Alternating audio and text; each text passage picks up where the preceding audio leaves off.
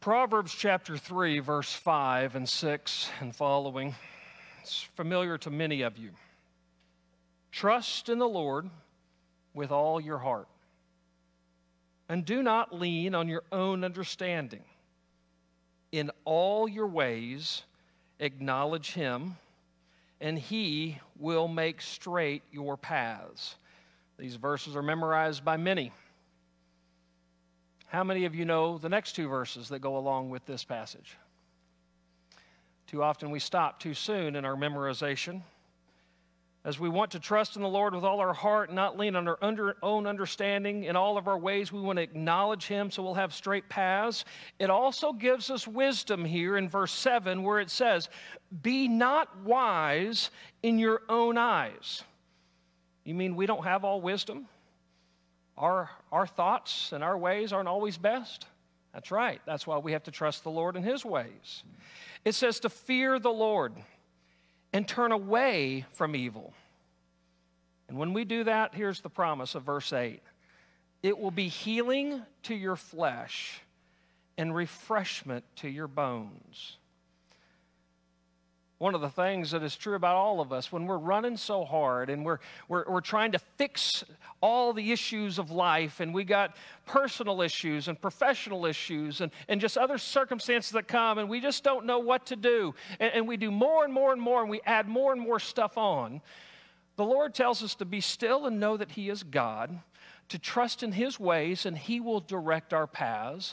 We don't have to create anything. We just have to follow.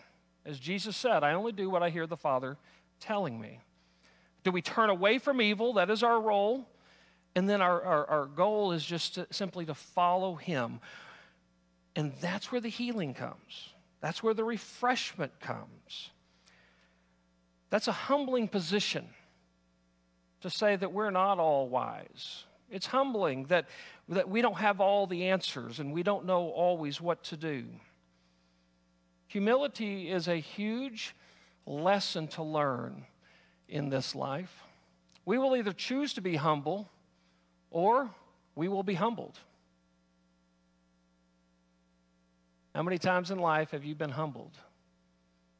You hit the brick wall. You got to the end of your rope. You didn't know what to do, and you finally just looked up.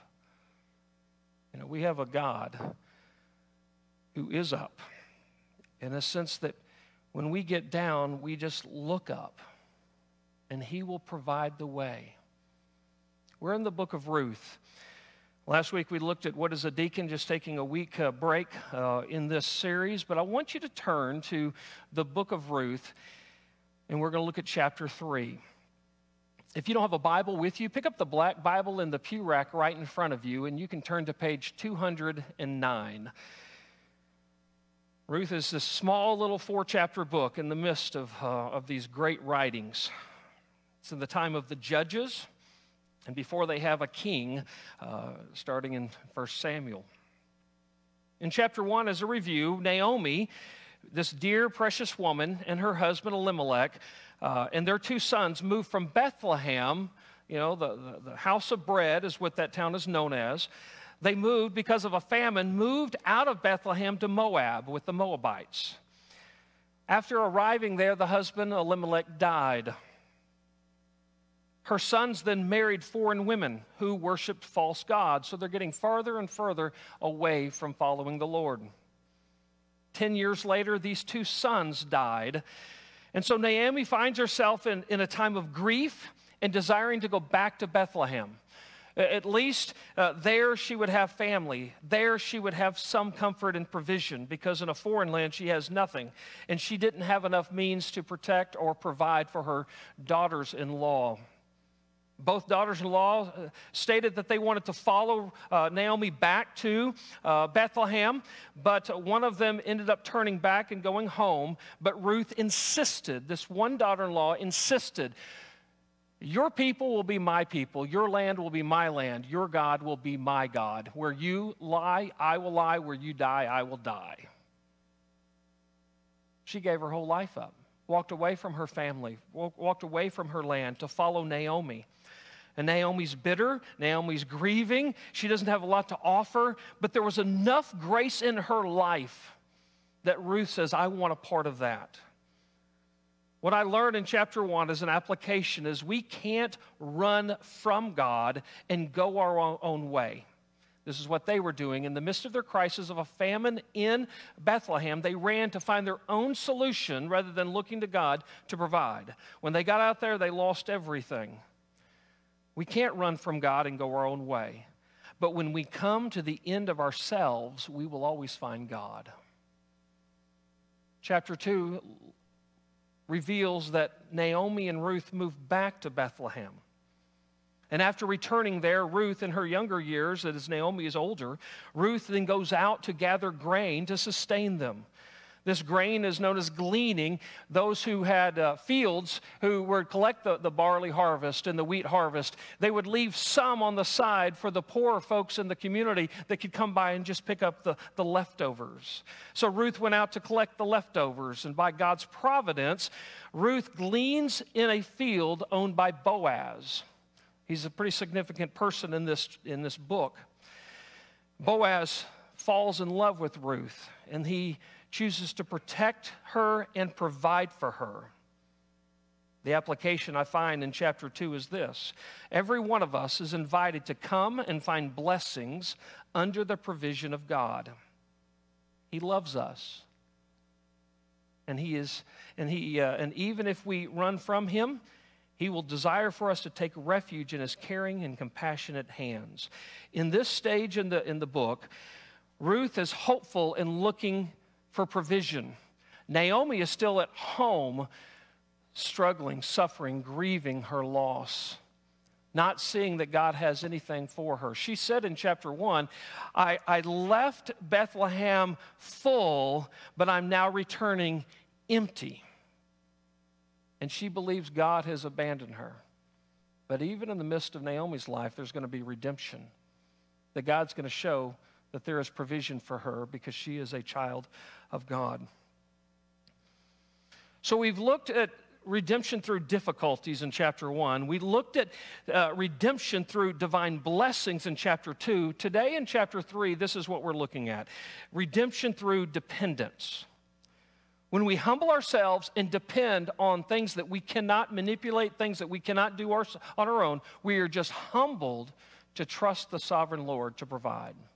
Is there a longer-term plan for Ruth and Naomi? They had the short-term plan. They had things that were being provided from the gleaning of the fields. But what about long-term? What will happen with them? Ruth continued in chapter 2, verse 23. She continued to glean until the end of the barley and wheat harvest. And during these months, it is apparent that Boaz and Ruth are fond of each other. But what will take place here?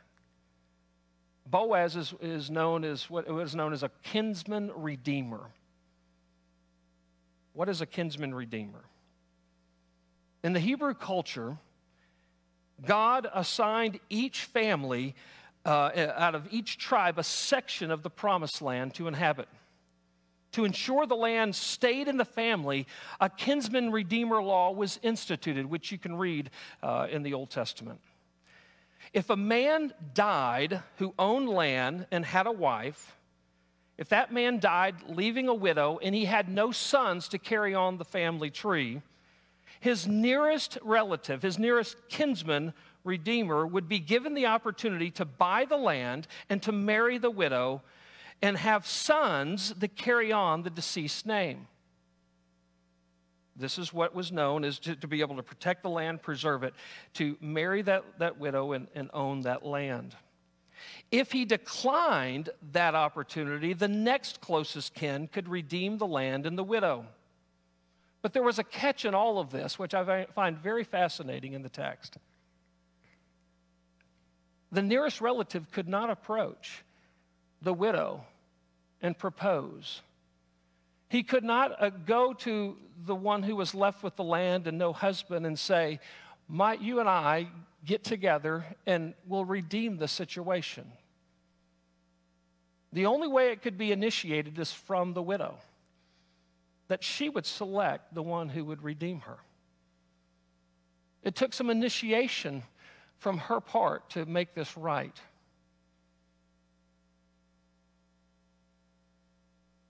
This is a humbling position for every widow, but especially for Ruth, who is a Moabitess. She is not from this land. She's a foreigner, separated from the people of God. She is poor and sees herself almost as not worthy of this, but to humble herself and then still approach someone wanting grace, wanting redemption. We go into chapter 3, and you're going to see this humility that is having to be lived out, totally dependent on what takes place. I mean, how does she even begin to ask? Andrew Murray, a great preacher and theologian of the last century, said humility, the place of entire dependence on God, is the first duty and the highest virtue. It is the root of every other virtue. Likewise, he says, pride, or the lack of humility, is the root of every sin and evil. I want you to consider your life today. Do you live more in a position of humility, complete dependence on God, or is God just a part of your life? You live your life, and when things go a little wrong, you might reach back in your pocket, go back into your prayer life and say, oh, God, can you rescue me from my mistakes here? Are you living in a position of pride or humility? For Ruth, she really had no pride because she had no great position. And I find the same for us when we come to God. We don't come to God because we're worthy. We don't come to God because we have something of value, as if He's lacking something. When we come to God, we're in a humble position. It's the only way we can be saved. Because God is almighty and we are sinful and separated. But He gives us the privilege to go to Him as a redeemer and say, I know I don't have anything to offer and you're not obligated to do anything, but would you be gracious enough to save me and sustain me? It's an amazing position, as we see in this chapter. What she's doing in the physical realm, we are doing in the spiritual realm. Let me give you a couple of points, insights today. 3 main points, and I always have a ton of sub-points, and we'll see if the Lord will allow me to get through it all. Here's the thing I want you to see, humility. In chapter 3, there's a lot of humility being played out. And the first point, and I don't think we'll have any notes on the screen, so you just have to listen close and write fast. Humility welcomes the right counsel. In order to move beyond where she is, Ruth needs some counsel to what do we do? We've got our temporal needs met, but what's going to take place over the longevity of our lives? And so she's receiving and welcoming the right counsel. You'll see this in chapter 3 and the first 5 verses. Naomi had hoped Boaz would take more of an initiative to establish a relationship, therefore prompting Ruth to ask, but this wasn't taking place. Perhaps Boaz was being a little more sensitive towards Ruth as a widow. So Naomi took it upon herself in these first few verses to initiate the kinsman redeemer opportunity. I love in chapter 3 that Naomi is now no longer thinking of herself and the difficult experiences she's encountered. She's actually showing some hope, stepping out of her grief, going, maybe there's possibility for something greater. She had witnessed God's caring in providing and protecting them in this short term as Boaz was now allowing them to glean and take extra. Now she's looking for how God will provide for her and the daughter-in-law long term. So Naomi describes here, you're going to see the problem, you're going to see what she says is the possibility, and she's going to give a specific prescription. This is what we need to do. So listen to this. In verse 1, you're going to see how she describes the problem. Then Naomi, her mother-in-law, said to her, "My daughter, should I not seek rest for you, that it may be well with you?" This rest is that things are provided. They don't have to be concerned about where all of their provision is going to come from. We're going to finally have all that they need. Now, this is the first of 2 rhetorical questions. She describes the problem, then she goes describing the possibility. The second question, verse 2, is not Boaz our relative, with whose young women with whose young women you were, like you were hanging out with the women that Boaz provides for. I mean, this is a fact. Boaz is a relative. And the second fact that she points out in verse 2 is, see, he is winnowing barley tonight at the threshing floor.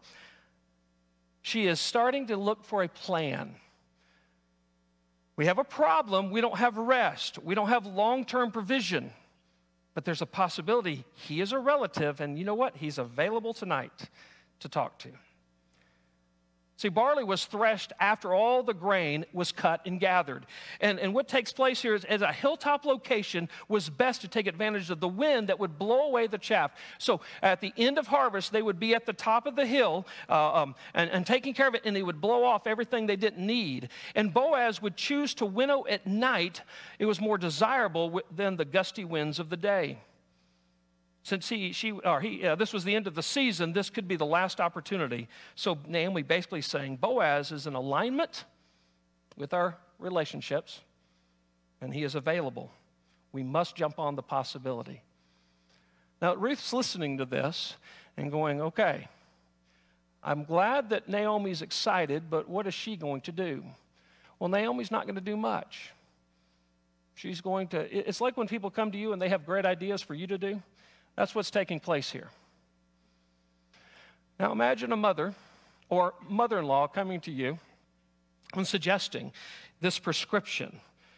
Naomi's going to give 4 actions designed to make Ruth as desirable as possible to Boaz. Jokingly, I call this 4 steps to a ring by spring. College students are writing down the notes here. Just kidding. I want you to notice, really, I mean, you got to pay attention to the text, but it's pretty fascinating here. 4 things. This is what Naomi's telling Ruth to do. You want a long-term relationship, you want her kinsman redeemer to be in your life, then you need to do these 4 things. The first thing is this: be attractive. Look at what she says to her in verse 3. Wash. Take a bath. Clean up, smell good. You know, I mean, it's very practical here. If you're going to go approach Boaz, wash up, therefore, and then anoint yourself, which is a perfume. Clean your body and put some smelly stuff on. Now, some smelly stuff is very attractive, some not so much. Jennifer and I attended a service years ago. When we were on vacation, we went to Minneapolis to go to a church. We walked into the church. First time I've ever seen this. All right, the church had a sign: 9 o'clock service, scent free. 11 o'clock service, normal. And I looked at her and said, "What, do they have candles? What's going on set?" No, that people in that particular area, that some people love to bake on the perfume and the colognes, and so some people are like, "I can't stand the smell." And so they would go to the scent-free service. So I guess they would check you at the door.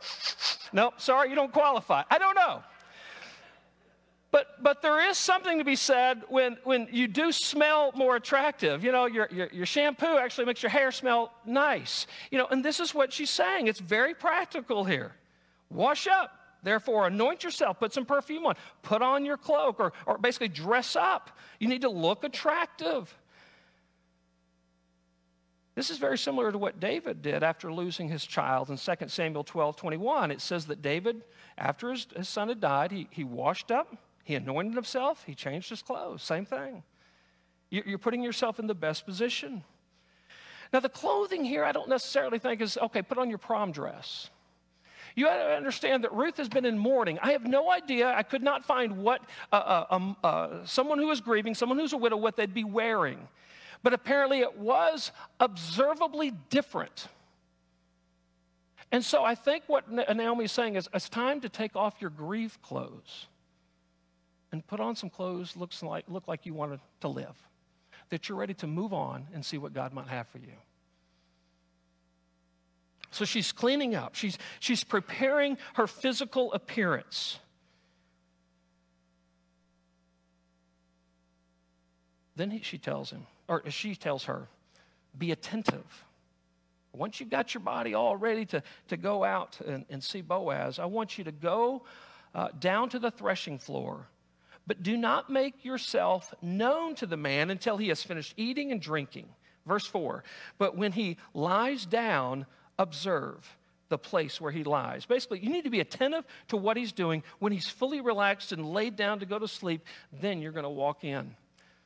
Let him finish his hard work of the day and relax. You're not disrupting anything. So be attractive, be attentive. Then she says to her, be assertive. Then go and uncover his feet and lie down. He's asleep up there, and she's just going to go up and uncover his feet and lie down next to him. Then she says, be available. And he will tell you what to do. You're not going with an agenda. You're just going to do these things and see how he responds to what you're doing. And she replied, Ruth says to her mother-in-law, all that you say, I will do. What a position of humility. Humbling herself, taking the wisdom of Naomi, who is from that culture. And if Naomi says this is the right thing to do, she's going to do it. Ruth shows tremendous humility, trust, and dependence on Naomi here. And Naomi's showing tremendous dependence upon God and the culture that God has established for the Hebrew people. I mean, Ruth is counting on Naomi's love to the Lord and his word. So the kinsman redeemer teaching that has been established, she's going to apply. She's counting on her protection and not putting her in harm's way, because this seems a little risky if you say, going up at night and going to lay next to some guy's feet, and what is this about? What if he gets up and thinks I'm a robber or something? She's counting on Naomi's judgment for etiquette, avoiding the appearance of seduction. Even in this culture especially, this is in the time of Judges. It was not uncommon during this period at the end of the harvest that prostitutes and others might come up and approach these men for other things that are not worthy of God's people. So how is she going to do this and not have any of this appearance of impropriety? She's counting on Naomi's assessment of Boaz's character, hoping that Boaz will respond with understanding and grace. Humility, who seeks the right counsel. Here's the second thing as we move into verse 6, is humility works the right way. Not only that you receive the right counsel, you're going to work in the right way, not doing it in your own way or adjusting according to what you think is best. You're looking to God's word and his wisdom. Humility is not about humiliation, though. Humility is about truth. God is God and I am not. Therefore, what he says is always right. Follow his path. C.S. Lewis, writer of many books, Chronicles of Narnia being one series that he wrote, said, true humility is not thinking less of yourself. It is thinking of yourself less. Look at verse 6. So she went down to the threshing floor, just as Naomi told her, and did everything her mother-in-law told her to do. In verse 7, when Boaz had finished eating and drinking and was in good spirits, he went over to lie down at the far end of the grain pile. So Ruth approached quietly, uncovered his feet, and lay down. In the middle of the night, something startled the man. Probably it was a little cold. The wind's blowing and his feet aren't covered. Some of you love to have your feet outside the covers. Apparently, he is not one of those. So he turned, and there was a woman lying at his feet. He doesn't remember bringing a woman in. What are you doing there? And apparently, it's dark enough. He's not sure who it is. Who are you? He asked. I am your servant, Ruth, she said. Spread the corner of your garment over me, since you are a guardian redeemer of our family. I mean, the gesture of a man covering a woman with his garment was a symbolic act of establishing a new relationship, a new covenant here. Ruth is basically asking him to perform the duties of the kinsman redeemer. This was a marriage proposal. I bet you've not tried this one yet, ladies. Interesting. She's done everything. And if Boaz is the godly man that we've seen him to be, he knows the law and he knows exactly what she's saying. So he's going to respond here. I want you to see his responses. He's going to praise her and then he's going to promise her. In verse 10, he praises her. The Lord bless you, my daughter, he replied. This kindness is greater than that which you showed earlier. You have not run after the younger men, whether rich or poor. He's praising the way she's gone about things, not only from the prior days of just gleaning, but even to this moment. She is coming in with a humble attitude and pursuing him. And in verse 11, it turns from praises to promises. He says, "And now, my daughter," showing there is a significant age difference. He says, "Don't be afraid. I will do for you all you ask." That's a great promise. He goes on in that verse, "All the people of my town know that you are a woman of noble character." I don't know why Boaz had not married prior to this time. Perhaps God's provision and just protecting him and keeping him until this moment. He was older and he was a man of some means, obviously owned the land, but he had not found the woman he had been looking for until this moment. I mean, she was a Proverbs 31 kind of woman. In Proverbs 31, it says, "An excellent wife who can find? She is far more precious than jewels." Some of you men know that truth when you see your spouse. She is a gift from God. A good woman is hard to find. Likewise, a good man is hard to find. Would you say amen, ladies? We need some more men rising up in our culture that are good men, godly men, somebody worthy of marrying. It's unfortunate some of the men in our culture are less men, they're big boys. But Boaz was one worthy of Ruth's attention, and Ruth was worthy. Yeah, one of the things I said years ago in a marriage ceremony that I did, well, no, actually it was in premarital counseling, but led up to the same ceremony, because so many in that day, and maybe it's still saying today, I don't hear it as much, but, I need to find the right one. I need to find the right one. Where is the right one? And really, when you stop trying to just find the right one and you start being the right one, then you'll find the one you're looking for. Too often we're trying to find the perfection out there when we haven't looked at our direction right now. Who are we in God? When you become the right one, God will send you the right one. Start being the right one. So here they are. Both of them are the right one, I see.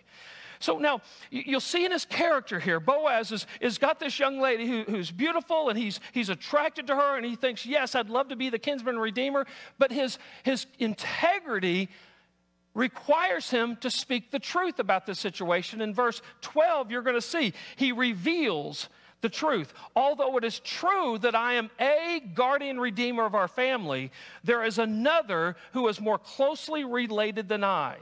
Forced by his integrity, he says, yeah, I am a kinsman redeemer, but I am not the kinsman redeemer, meaning there's someone closer in relative state to you and your line than I am. So I can't accept this proposal as it is. We have to go according to God's law that the person who is more closely related than I must be approached first. And so then he reassures her in verse 13. Stay here for the night, and in the morning, if he wants to do his duty as a guardian redeemer, good, let him redeem you. Now that has to be a big pill to swallow right there. You think about Boaz in this position. He's observed this girl for months. She's beautiful. Now she's approached him, and it's by all his prayers have been answered. Oh, this is great. She's asking me to be her kinsman redeemer.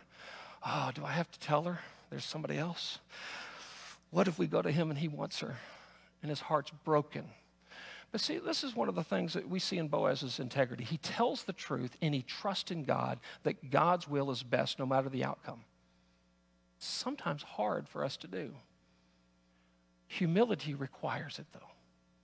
Do we tell God our plans and tell him to bless what we have decided, or do we just humbly say, we'll follow your word and the outcomes are yours? This is the character of Boaz. So in the morning, we're going to take care of it. He will be made known that he is the closest to redeem. And if he decides to redeem you, then that's good. But, and I can imagine this was said with a great hopeful prayer, but if he's not willing, I hope he's not, but I hope, if he's not, then surely as the Lord live, what is his promise? I'll do it. Absolutely. I jump at the opportunities that God gives me here. So then he tells her, lie here until the morning. If that relative won't marry Ruth, Boaz will. I love what it said about Boaz. Before Boaz was married to Ruth, he was pretty ruthless. But he is so eager. Yeah, thank you. He is so eager to be with the one God has provided. His character shines here. So verse 14, don't miss it. So she laid at his feet until the morning. He didn't do anything inappropriate. She did not do anything inappropriate. But he got up before anyone could be recognized, and he said, no one must know that a woman came to the threshing floor. He was basically saying, stay here till morning secretly, and then you'll leave so you don't start any rumors. And then verse 15, notice, he also said, bring me your shawl you're wearing and hold it out. She had no idea why he was asking this, but she had to trust him and be humble. Okay, I'll take you my shawl. What do you want? And when she did that, then he poured into it 6 measures of barley and placed the bundle on her. Then he went back to town. I don't want you to miss this. He was being kind, obviously, giving her some more grain. But what is she going to do with this? She's going to go back to Naomi. When Naomi came back to town, she said, I left Bethlehem full and I came back empty.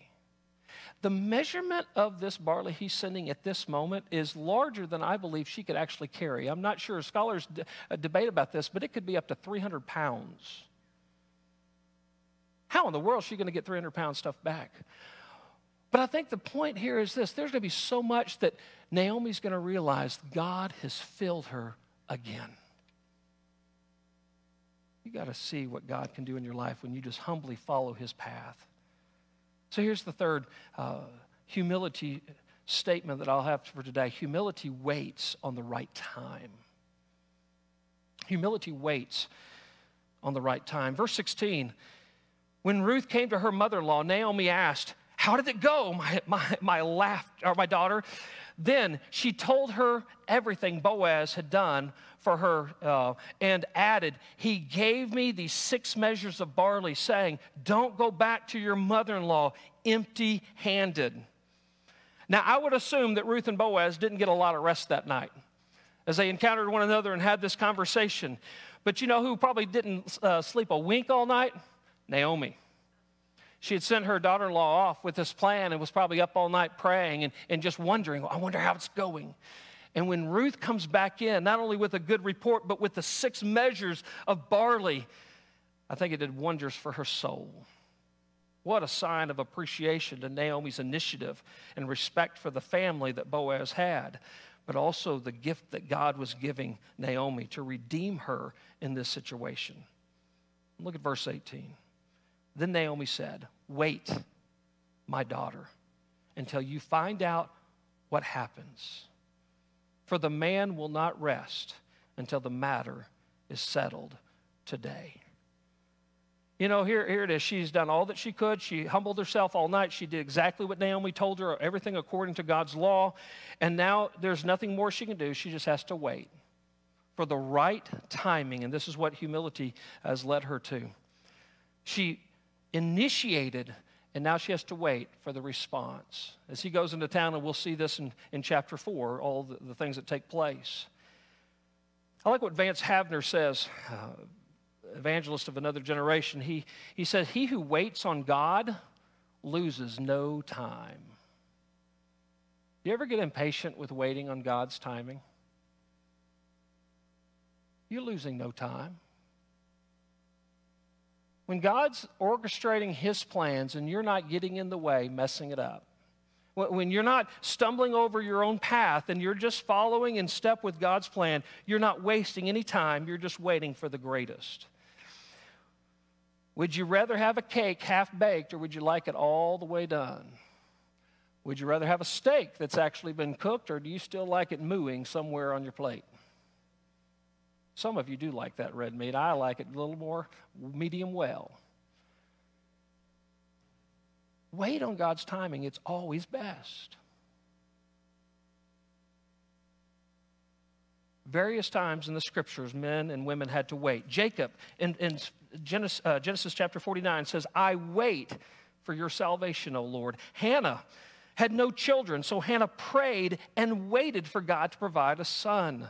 David says in Psalm 39, and now, O Lord, for what do I do? But I wait. My hope is in you. Isaiah cried out in Isaiah chapter 8, I will wait for the Lord. I will hope in him. In Micah chapter 7, verse 7, as for me, I will look to the Lord. I will wait for the God of my salvation. When you know the one who's orchestrating the best plan, you're willing to wait on him. Humility waits. It was Madeline Rockwell in Reader's Digest who wrote this, my grandmother was a ball of fire, while Grandpa was always slow and deliberate. One night, they were awakened by a commotion in the chicken house, and Grandma sprang out of bed, ran to the chicken house, and found the cause of all the racket. It was a large black snake. She had nothing in her hands to remove it with, so she clamped her bare foot on its head. Anybody ever done that? That's quite a fireball grandma, I'm saying. She then stood there until Grandpa finally arrived some 15 to 20 minutes later. He was fully dressed, even had his pocket watch in place. She looked at him sternly and asked, where have you been? He said with a smile on the side of his mouth, well, if I'd known you had him, I wouldn't have rushed so much. He wasn't worried. See, humility welcomes the right counsel. Listen to Proverbs 1:5. Let the wise hear and increase in learning, and the one who understands obtain guidance. Humility always works in the right way. Colossians 3:23 tells us, whatever you do, work heartily as though you're working for the Lord and not for men. Humility waits on the right time. Some of you need to hear this morning. Psalm 37:7. Be still before the Lord and wait for him patiently. It's J.I. Packer who said, patience means living out the belief that God orders everything for the spiritual good of his children. Ephesians chapter 4 says, I, therefore, a prisoner of the Lord, urge you to walk. Sometimes you're running through life and you're not enjoying the walk. He says, walk in a manner worthy of the calling with which you've been called. How do you walk with that? With all humility and gentleness and patience. This morning, Christians always need to be reminded, just humble yourselves before the Lord and he'll lift you up. Wait on his best plan. Trust that what he has written in his word, when you follow it, it will come out for your good. For those who don't know the Lord, you've never trusted the Lord, you've never followed in baptism, you've never joined yourself with the local body of Christ, perhaps it's time to humble yourself and trust the Lord. James chapter 4, verse 6 says, God opposes the proud, but gives grace to the humble. Perhaps today, we can come to the end of ourselves and we'll find God.